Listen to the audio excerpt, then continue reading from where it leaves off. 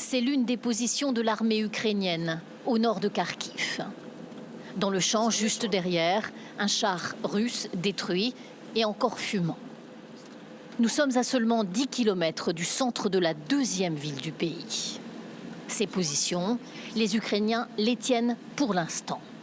Mais les combats sont intenses, selon le commandant avec qui nous avons pu parler. Les accalmies, d'ailleurs, sont courtes. Un coup de feu retentit. Okay, go, go, go. Les hommes se positionnent. Nous quittons les lieux. Lorsque nous revenons dans le centre-ville, plusieurs détonations. Et des civils en panique. Courir dans les rues de Kharkiv est devenu le quotidien.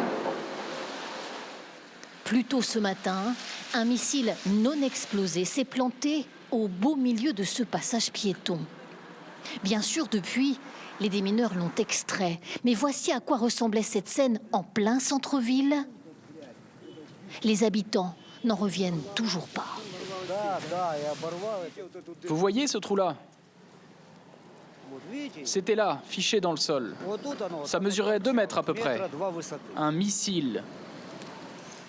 Dans ce quartier résidentiel, en revanche, un autre missile a bel et bien explosé. Les habitants cet après-midi dégagent les vitres brisées.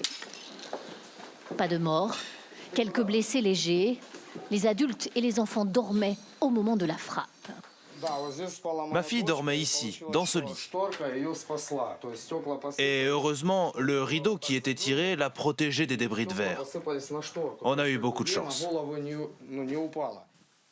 Une enfant de 8 ans qui veut nous montrer sur le portable de son père les débris du projectile. En Ukraine, les fillettes savent désormais à quoi ressemble la guerre. On a dû dormir dans le métro. Il y avait beaucoup de monde. Les gens étaient assis sur les escaliers. Nous, on est restés au même endroit parce qu'il y avait un petit chien très mignon. Je l'aimais bien. Comme hier, le métro est le refuge. Casque de vélo sur la tête pour cette famille. Tout est bon pour tenter de se protéger. Les cœurs sont serrés. Cet Ukrainien travaille dans un hôtel en France à Metz. Il est venu pour aider sa mère. Elle vit ici. On va essayer de quitter le pays parce que dans toutes les villes, c'est dangereux. Ils attaquent toutes les villes, les bases militaires, les aéroports. On ne sait pas trop quoi faire. Et on ne sait même pas comment partir. Plus loin, le sous-sol d'un hôtel. Personnels et clients attendent la prochaine accalmie pour remonter. Des civils qui ont passé l'état de sidération du premier jour et qui semblent s'installer dans un incroyable quotidien où les chars russes peuvent surgir à tout moment.